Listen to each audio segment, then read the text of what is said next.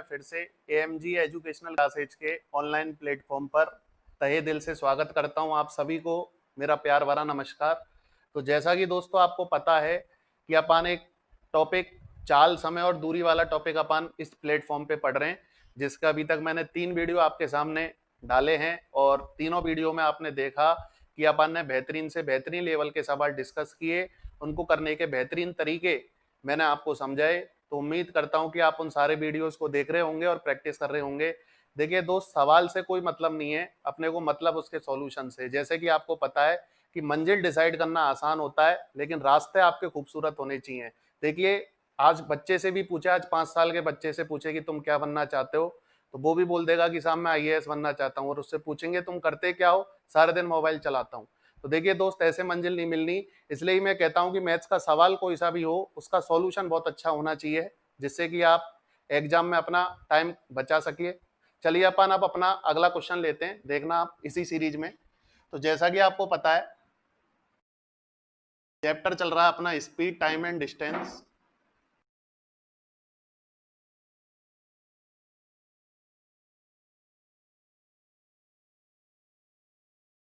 तो देखिए दोस्तों, लास्ट में जाते जाते मैंने आपको लास्ट वीडियो जो डाली थी उसमें एक कॉन्सेप्ट पढ़ाया था। तो 2 मिनट के लिए मैं उस कॉन्सेप्ट को रिवाइज करता हूं, फिर उस पर बेस्ड अपन कुछ सवाल और लेंगे। तो देखिए, सबसे पहले तो मैं एक बार कॉन्सेप्ट को बता ही देता हूं कि कॉन्सेप्ट क्या है। दोस्त समझना आप इस कॉन्सेप्ट को, देखना। मान लीजिए दोस्त, यहाँ पे एक लड़का है और इससे कुछ दूरी पर एक लड़की का घर है।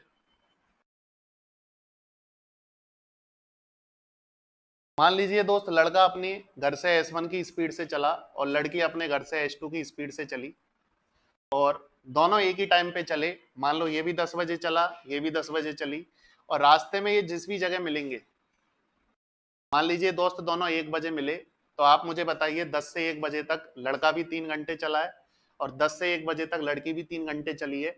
दोनों को मिलने में जो टाइम लगना है दोस्त, वो सेम लगना है। तो मीटिंग टाइम दोनों का सेम है। तो यहाँ तक तो कोई दिक्कत नहीं है। मान लीजिए दोनों P पॉइंट पे मिले। अब मान लीजिए मिलने के बाद दोनों को अपनी शादी की बात करनी है, तो लड़का जाता है अपना रिज्यूम लेके लड़की के घर पे और लड़की जाती है साहब लड़के के घर पे। तो मान लीजिए मिलने के बाद मिलने के बाद का टाइम आपको देगा। ये जो कॉन्सेप्ट है दोस्त, इसमें मिलने के बाद का टाइम दे रखा होता है कि मिलने के बाद लड़के को लड़की के घर पहुंचने में मान लो T1 टाइम लगा, और मिलने के बाद मान लीजिए लड़की को लड़के के घर पहुंचने में T2 टाइम लगा। अब पहला सवाल तो ये बनता है दोस्त कि इनके घरों के बीच की दूरी बताइए, इनके घरों के बीच की डिस्टेंस बताइए। तो देखिए पहला रिजल्ट क्या निकल के आएगा, मिलने के बाद का टाइम आपको देगा।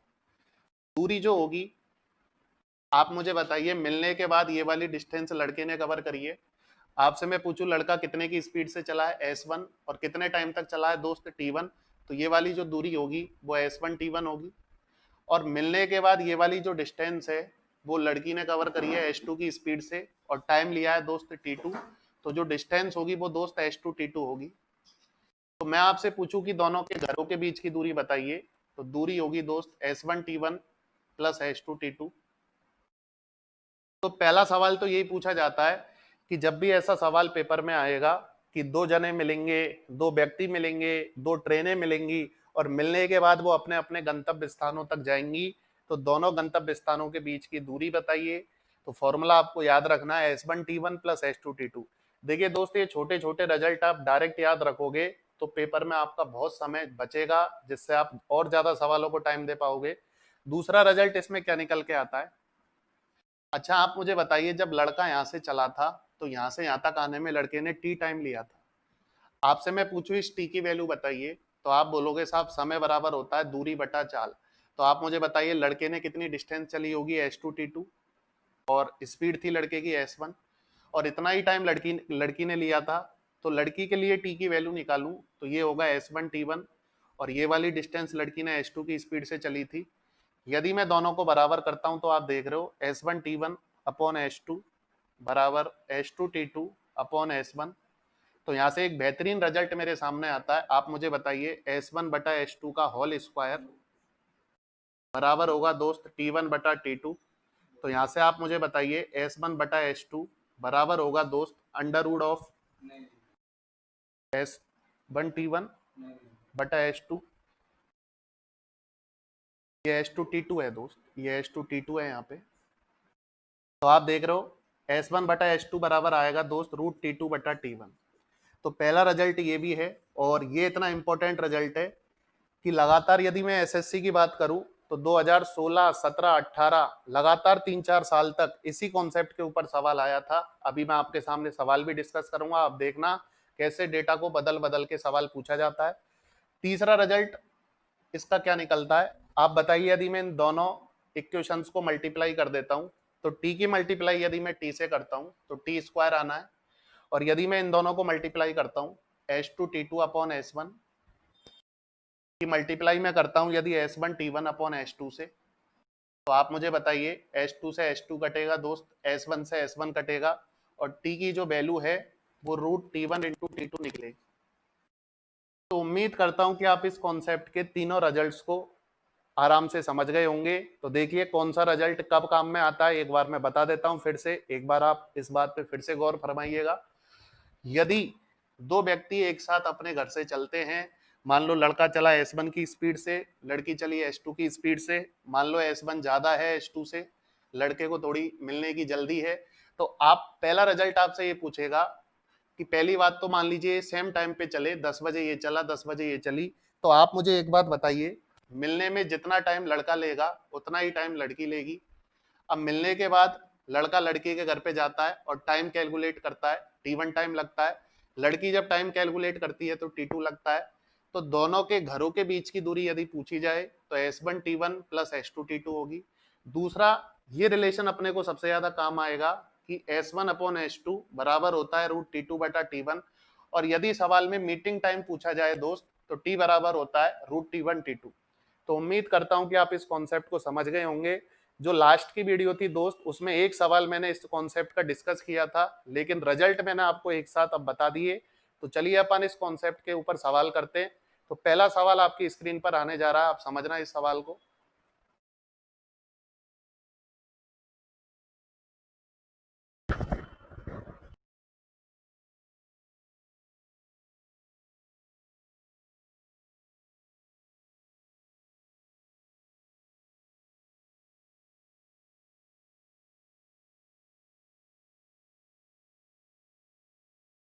तो चलिए दोस्तों अपन पहला सवाल डिस्कस करते हैं।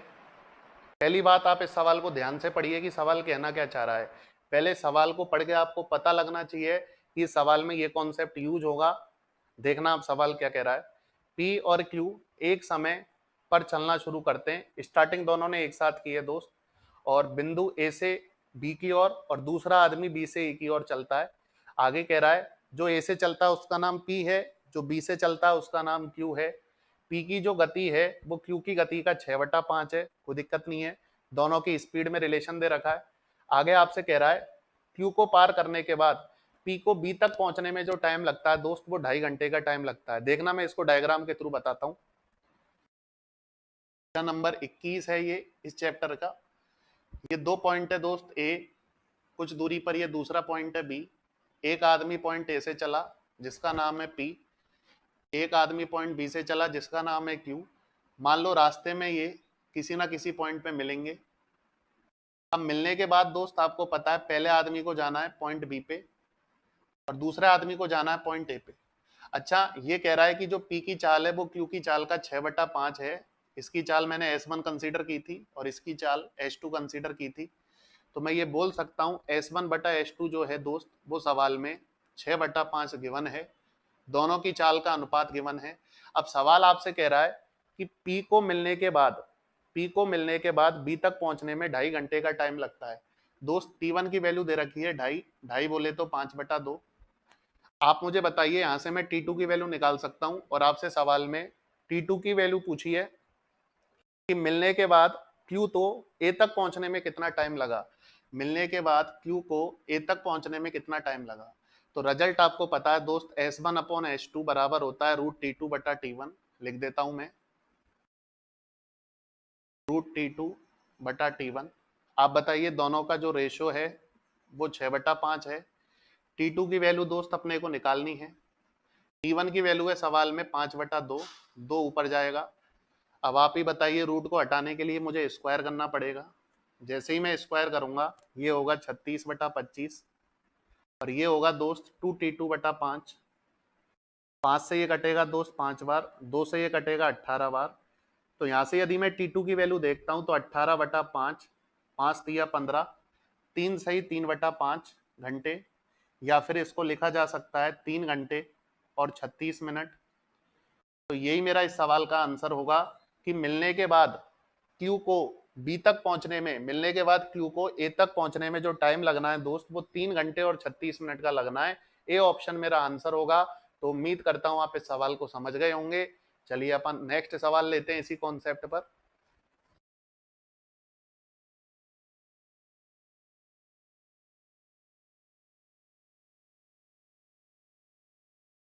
देखिए दोस्तों, मेहनत तो आपको करनी पड़ेगी। आपको पता है आजकल जो भी सेंट्रल लेवल के कॉम्पिटिटिव एग्जाम है, जैसे एसएससी की बात करते हैं, तो सीजीएल जैसी एग्जाम में दोस्त 40-40 लाख बच्चे बैठते हैं। यदि आपको भी उनमें से 4000 में आना है तो आपको मैथ को एक बार नहीं कईयों बार पढ़ने की जरूरत है। तो मैं तो यही कहूंगा कि आप एक बार सीरियस होकर इस मैथ्स को पढ़ लीजिए। और ये जो मैथ है आपकी एसएससी के अलावा बैंक, रेलवे, सारी एग्जामों में आपकी हेल्पफुल मदद करेगी। तो आप एक बार इसको ध्यान से पढ़िए और अच्छे से प्रैक्टिस करिए। तो देखिए एक और सवाल अपन डिस्कस करते हैं इसी कॉन्सेप्ट पर। क्वेश्चन नंबर 22 आप देखना। सवाल को दोस्त समझना, पहले लैंग्वेज को समझना, फिर आप करने का तरीका देखना कि सवाल को कैसे किया जाता है। दो ट्रेन है पी और क्यू, दिल्ली से और कानपुर से एक दूसरे की तरफ चलना शुरू करती हैं। ये दिल्ली जंक्शन मान लीजिए और ये कुछ दूरी पे कानपुर जंक्शन। एक ट्रेन पी दिल्ली से चलती है, दूसरी ट्रेन क्यू कानपुर से चलती है। दोनों की डायरेक्शन जो है वो अपोजिट है। आगे आपसे कह रहा है जब वे एक दूसरे को पार कर लेती हैं, जब ट्रेन पी और क्यू को अपने गंतव्य स्थान पर पहुंचने में 25 घंटे और 16 घंटे का टाइम लगता है। आपको पता है दोस्त, दोनों ट्रेनें एक साथ अपने स्थान से चली, तो आपको पता है मीटिंग टाइम जो होगा वो सेम होगा। अब मिलने के बाद दोस्त पहली ट्रेन को अपने गंतव्य स्थान पर पहुंचने में 25 घंटे लगते हैं और मिलने के बाद दूसरी ट्रेन दोस्त 16 घंटे लेती है। तो मैं ये बोल सकता हूँ कि T1 की वैल्यू 25 है और T2 की वैल्यू 16 है। आगे दोस्त आपसे क्या पूछा जा रहा है इसमें? आगे आपसे पूछा जा रहा है यदि Q की गति, मतलब H2 की वैल्यू गिवन है, Q की गति 40 है, तो दोनों जंक्शनों के बीच की दूरी बताइए। आप मुझे एक बात बताइए, यहाँ से जो ट्रेन चलती है उसकी स्पीड H2 मानते हैं, जो अपने को सवाल में दोस्त 40 दे रखी है। तो सबसे पहले मैं S1 की वैल्यू निकाल लेता हूँ। आपको एक रिलेशन मैंने अभी अभी बताया, S1/H2 बराबर होगा दोस्त √T2/T1। तो आप मुझे एक बात बताइए, यदि मैं रूट लेता हूं तो यहाँ पे 4 आना है, यहाँ पे 5 आना है, 5 से ये कटेगा दोस्त 8 बार। तो S1 की जो वैल्यू है दोस्त वो 32 आई, 32 किलोमीटर पर आवर। यदि सवाल में मुझसे S1 की वैल्यू पूछी होती तो मेरा यहीं पे आंसर आ जाता, लेकिन आपसे दिल्ली और कानपुर के बीच की दूरी पूछी है। तो दोस्त दूरी निकालने का एक फॉर्मूला मैंने बताया था, S1T1 + H2T2। देखिए दोस्त, मैं ये नहीं कह रहा कि इन सवालों को आप और तरीके से नहीं कर सकते, तरीके बहुत हैं, तरीके बहुत है, लेकिन आप इस तरीके से करोगे तो जल्द से जल्द आंसर पे पहुंच जाओगे। तो आगे देखिए इसको कैसे करना है। आप बताइए, S1 की वैल्यू 32 है, T1 की वैल्यू दोस्त 25 है, H2 की वैल्यू सवाल में अपने को गिवन थी 40 है, और आप मुझे बताइए T2 की जो वैल्यू है दोस्त वो 16 है। यदि मैं इसको सॉल्व करता हूँ, 25 दूना 50, 75 और 5 80, और दोस्त ये हो गया 640। तो मेरा जो फाइनल आंसर आया दोस्त 1440 किलोमीटर आया। इसका मतलब मैं ये बोल सकता हूं कि दोनों ट्रेनें जिस जगह मिलेंगी, या फिर आपसे कह रहा है कि दिल्ली और कानपुर के बीच की दूरी बताइए, तो आंसर आना है 1440 किलोमीटर। अच्छा, इसमें मीटिंग टाइम भी पूछा जा सकता था दोस्त। तो मीटिंग टाइम होता T बराबर √T1T2, 16 × 25। तो आपको पता है 5 × 4 20 घंटे। यदि आपसे पूछता कि मिलने में इनको कितना टाइम लगेगा, तो मेरा आंसर आता दोस्त 20 घंटे। तो उम्मीद करता हूं कि आप इस सवाल से तीनों कॉन्सेप्ट अच्छे से समझ गए होंगे। तो चलिए अपन कुछ और बेहतरीन लेवल के सवाल डिस्कस कर रहे हैं, जिनकी एग्जाम में आने की पूरी पूरी उम्मीद रहती है। तो चलिए अगला सवाल आपकी स्क्रीन पे आने वाला है, आप समझना।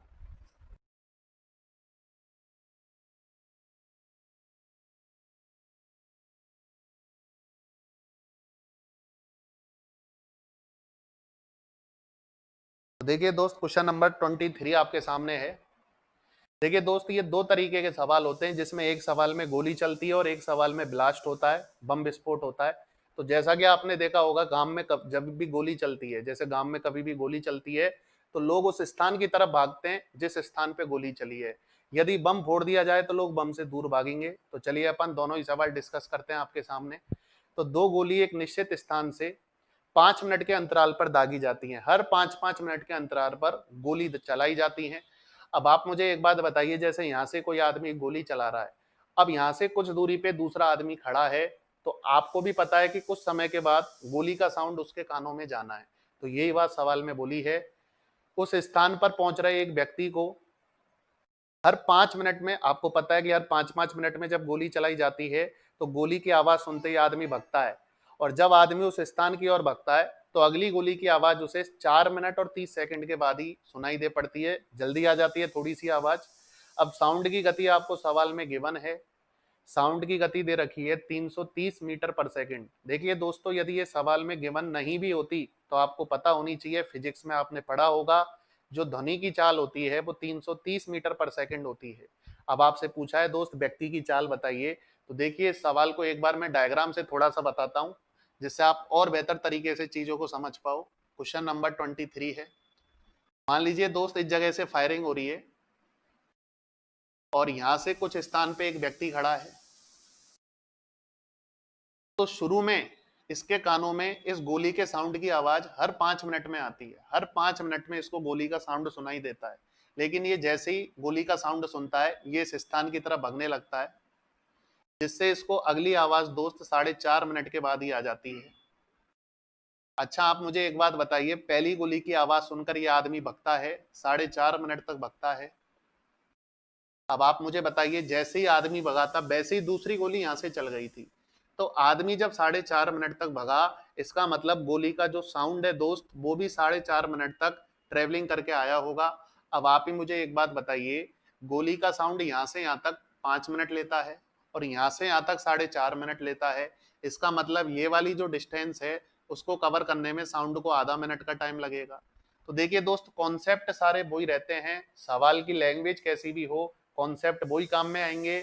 चाहे या तो डिस्टेंस सेम होगी, या टाइम सेम होगा, या स्पीड सेम होगी, और कुछ भी नहीं है इस चैप्टर में।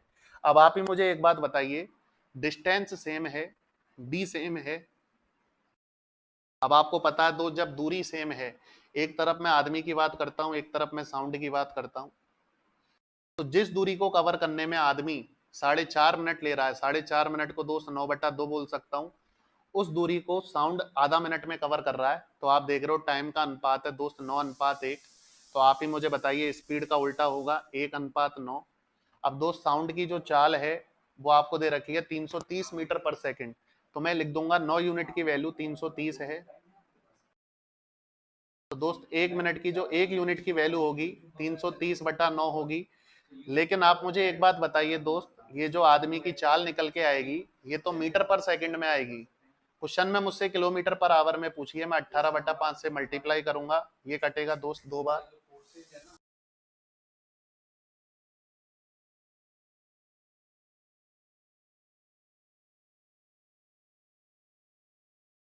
ये दोस्त यहाँ पे थोड़ा सा इधर साइड में आप दोबारा से देखो। आप मुझे एक बात बताइए, 9 यूनिट की वैल्यू दोस्त सवाल में 330 मीटर पर सेकंड है, तो 1 यूनिट की जो वैल्यू होगी वो 330/9 होगी।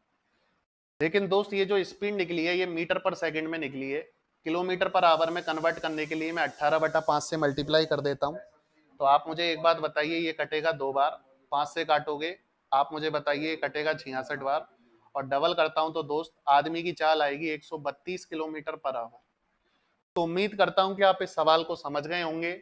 बस इस सवाल में और कुछ भी नहीं है, इतनी सी बात समझने की है कि जिस दूरी को आदमी 4.5 मिनट में कवर करता है, उस दूरी को दोस्त गोली का साउंड आधे मिनट में कवर कर लेता है। बस इतनी सी बात मैं समझाना चाह रहा था।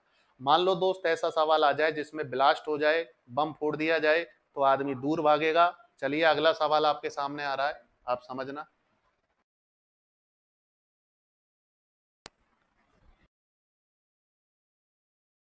और वो ध्यान नहीं रहा।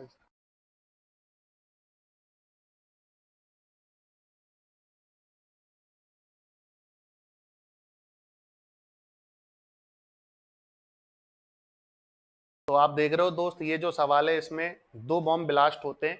और सवाल को एक बार मैं पढ़ देता हूं आपके सामने। 10 मिनट के अंतराल पर 2 ब्लास्ट होते हैं, मतलब हर 10-10 मिनट में बम फूटने की आवाज आती है। अब होता क्या है, जैसे ही पहले बम की आवाज सुनता है कोई आदमी, तो वो दूर भागने लगता है। अब आप मुझे एक बात बताइए, जिस स्थान पे वो पहले खड़ा था, अब वहां से आगे चला गया, अब जो बम की आवाज आएगी वो लेट आएगी। पहले 10 मिनट में आ जाती थी, अब 12 मिनट में आती है। अब आपसे पूछ रहा है यदि ध्वनि की चाल 330 है तो व्यक्ति की बताइए। तो देखिए दो, सवाल सेम है, बस लैंग्वेज थोड़ी सी चेंज है। मान लीजिए यहाँ से ब्लास्ट होता है, और जिस जगह से ब्लास्ट होता है उस जगह से कुछ दूरी पर एक आदमी खड़ा है। तो शुरू में इसको जो आवाज आती थी ब्लास्ट की, वो 10 मिनट में आती थी। ब्लास्ट की आवाज सुनते ही आदमी दूर भागने लगता है। मान लीजिए अभी आदमी यहाँ पे पहुंच गया, तो आपसे सवाल में कह रहा है कि ये 15 मिनट तक भागा है, 15 मिनट के बाद इसको आवाज सुनाई दी है। इसका मतलब यहाँ से यहाँ तक साउंड को पहुंचने में अब 15 मिनट लग रहे हैं। तो आप मुझे बताइए, जब साउंड 15 मिनट तक ट्रेवलिंग कर रहा है, तो आप मुझे बताइए आदमी भी 15 मिनट तक ट्रेवलिंग कर रहा होगा। इसका मतलब ये दोस्त 15 की जगह 12 है। तो आप मुझे एक बात बताइए दोस्त, साउंड यहाँ से यहाँ तक 10 मिनट लेता है, यहाँ से यहाँ तक 12 लेता है, तो दोस्त यहाँ से यहाँ तक साउंड 2 मिनट लेगा। इसका मतलब आप क्या बात समझे, जिस दूरी को आदमी 12 मिनट में कवर कर रहा है, साउंड 2 मिनट में कवर कर रहा है। टाइम की यदि बात करता हूं, एक तरफ आदमी लिख देता हूं, एक तरफ साउंड। तो दोस्त जिस दूरी को साउंड 2 मिनट में कवर कर रहा है, 2 मिनट में कवर कर रहा है, आदमी उसको 12 मिनट में कवर कर रहा है। तो टाइम का यदि मैं रेशो निकालता हूँ 6:1 आएगा, तो दोस्त स्पीड का अपोजिट होगा 1:6 होगा। अब आपको पता साउंड की स्पीड है 330 मीटर पर सेकेंड। यदि मैं 6 से काटता हूँ, 6×5 = 30, 6×5 = 30, तो 1 यूनिट की जो वैल्यू आएगी दोस्त, वो 55 मीटर पर सेकेंड आएगी। और यही चीज आपसे पूछी है सवाल में कि आदमी की चाल बताइए, तो मेरा आंसर होगा दोस्त 55 मीटर पर सेकेंड। बी ऑप्शन मेरा आंसर होगा। तो उम्मीद करता हूं कि आप बेहतर तरीके से इन सवालों को समझ गए होंगे। तो चलिए अपन नेक्स्ट सवाल लेते हैं दोस्त।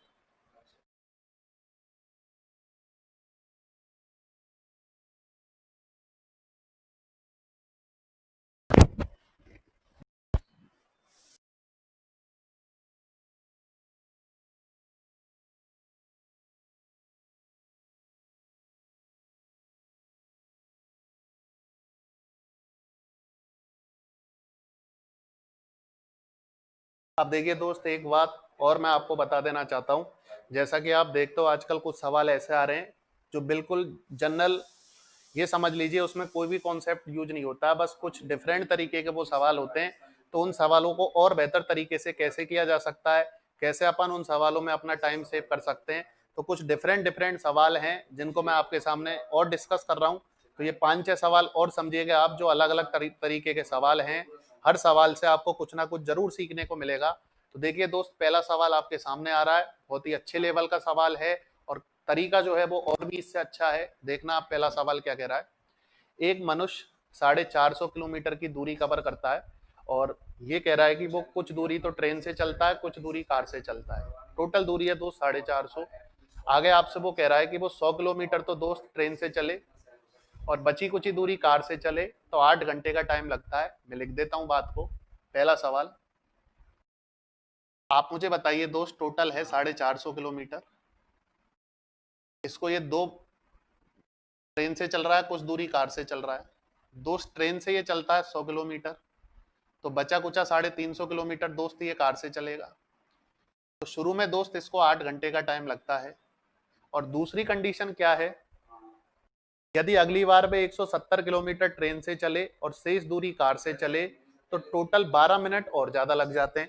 अब की बार वो 170 किलोमीटर दोस्त ट्रेन से चला, और शेष निकालने की जरूरत है नहीं, चाहो तो माइनस कर दो, 70 माइनस करोगे 280 बचेगा। तो अब की बार दोस्त उसे 12 मिनट ज्यादा लगे, 8 घंटे प्लस 12 मिनट लगे। देखिए दोस्त, एक कमाल का मेथड मैं आपको इस जगह सिखाने जा रहा हूँ। एक मेथड होता है शिफ्टिंग मेथड, और ये मेथड ऐसा मेथड है जो आगे भी अपने बहुत जगह काम में आएगा। आगे अपन एक टाइम एंड वर्क नाम का चैप्टर पढ़ेंगे, उसमें भी दोस्त इस शिफ्टिंग मेथड को काम में लेंगे। आगे आप देखना बोट एंड स्ट्रीम पढ़ेंगे, उसमें भी शिफ्टिंग मेथड काम में आएगा, परसेंटेज, प्रॉफिट लॉस। तो देखिए दोस्त, शिफ्टिंग मेथड का यूज कब होता है, समझिएगा इस बात को। जब भी कोई चीज फिक्स होती है, जब भी कोई चीज फिक्स होती है तो अपन शिफ्टिंग मेथड का यूज कर सकते हैं। जैसे आप भी अपनी जगह शिफ्ट करते हो, आप रूम शिफ्ट करते हो, आप रेंट पे रहते हो, तो अपना आप एक जगह से दूसरी जगह इजी वे में शिफ्ट हो जाते हो। तो क्यों होते हो आप एक से दूसरी जगह शिफ्ट? क्योंकि आपकी कोई ना कोई जगह फिक्स है, कमरे में जो आपका सामान होता है वो फिक्स होता है, इसलिए अपन एक से दूसरी जगह शिफ्ट हो जाते हैं। यदि वही सामान बहुत ज्यादा होगा तो आपको शिफ्टिंग में दिक्कत आएगी। तो यही चीज इस कॉन्सेप्ट में है। यदि कोई चीज फिक्स होती है, आप देख रहे हो दूरी फिक्स है, तो मैं इस जगह शिफ्टिंग कॉन्सेप्ट को यूज करूंगा। दोस्त यदि इस सवाल को आप इक्वेशन बना के सॉल्व करोगे तो मैं जानता हूं 1.5 से 2 मिनट आपके खराब हो जाएंगे। तो देखिए कैसे अपन टाइम बचा सकते हैं पेपर में, देखना आप इस सवाल को। क्वेश्चन में आपसे ट्रेन की स्पीड पूछी है। तो मुझे एक बात बताइए दोस्त, शुरू में ये आदमी 100 किलोमीटर ट्रेन से चल रहा है, बाद में ये 170 चलने लग गया, इसने 70 किलोमीटर दूरी ट्रेन से बढ़ा दी, और आप मुझे बताइए ये दूरी इसने कार से कम कर दी।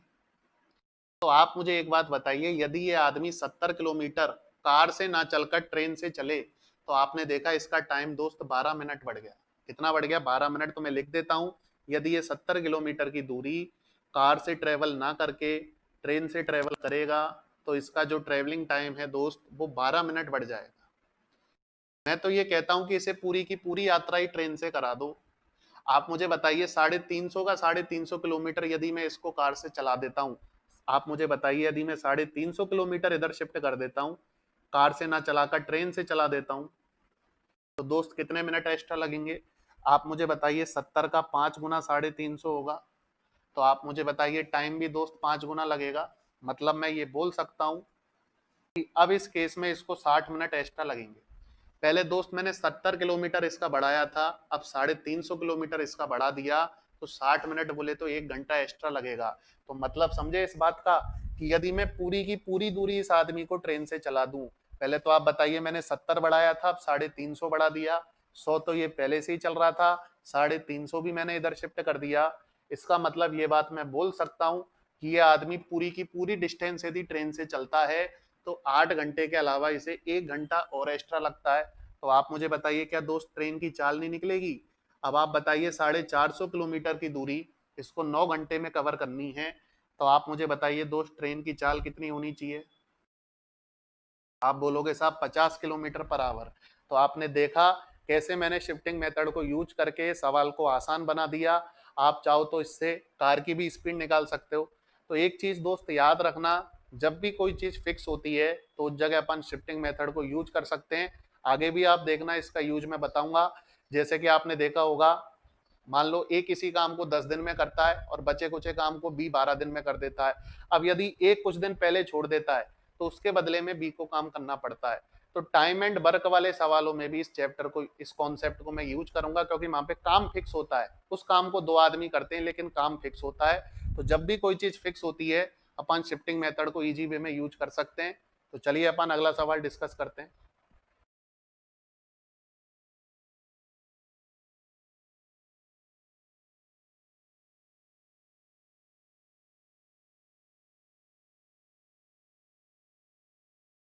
देखिए दोस्त अगला सवाल क्या कह रहा है। एक व्यक्ति 61 किलोमीटर की यात्रा 9 घंटे में तय करता है। यात्रा का कुछ भाग वो पैदल चलता है, कुछ भाग वो साइकिल से चलता है। देखना ये भी आता रहता है ये सवाल भी दोस्त, लेकिन इसमें भी स्टूडेंट 1.5 से 2 मिनट खा जाते हैं। देखना कैसे करना है ये सवाल। आप बताइए टोटल जर्नी जो है दोस्त 61 किलोमीटर की है, इसे 9 घंटे में कवर करना है। अब इस दूरी को 2 पार्ट्स में चलता है, एक तो पैदल चलता है वो, और कुछ हिस्सा इसका दोस्त साइकिल से चलता है। पैदल उसकी जो स्पीड है वो 4 किलोमीटर पर आवर है, साइकिल से 9 है। तो साइकिल की दूरी आपसे पूछ रहा है। अब देखिए दोस्त इस एक सवाल में 3-4 सवाल हैं। देखिए इसको करने का बेस्ट तरीका क्या है। कुछ लोग एक्स मानेंगे, कुछ लोग एलिगेशन लगाएंगे। सबसे बेस्ट और सॉफ्ट तरीका मैं आपको बता रहा हूँ, देखना। आप मुझे एक बात बताइए, इस 9 को मैं 4+5 लिख सकता हूँ? तो मैं आपसे ये बोलना चाह रहा हूँ कि यदि उसे 9 के 9 घंटे तक मैं 4 की स्पीड से ही चला दूं, आप मुझे बताइए यदि वो 9 के 9 घंटे तक यदि 4 की स्पीड से चल जाए, तो आप बोलोगे साहब फिर तो जो दूरी होगी वो 36 किलोमीटर कवर होगी। लेकिन आप मुझे बताइए दोस्त दूरी तो इसने 61 कवर की है। मैं आपसे पूछूं दोस्त कितनी एक्स्ट्रा कवर की है?